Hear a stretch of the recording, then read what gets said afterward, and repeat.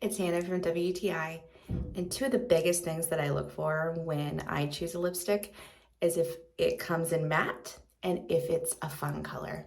And this definitely hits both of those points. The Stay Matte collection by Rimmel is one of my favorite lipsticks. It is so creamy, it applies so nicely, and glides on so smoothly.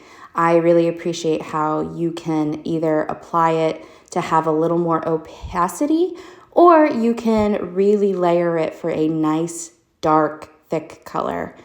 I love how matte this lipstick is and how it looks in different lights. It dries super quick and it is virtually transfer proof. So you don't have to worry about, if you're out for coffee with friends, leaving those lipstick marks on your cup. This will not happen with this lipstick. So if you're also a fan of really fun color matte lipstick, or you're ready to take the leap and try one out for yourself, I highly recommend getting this lipstick from Rimmel. And that's my point of view.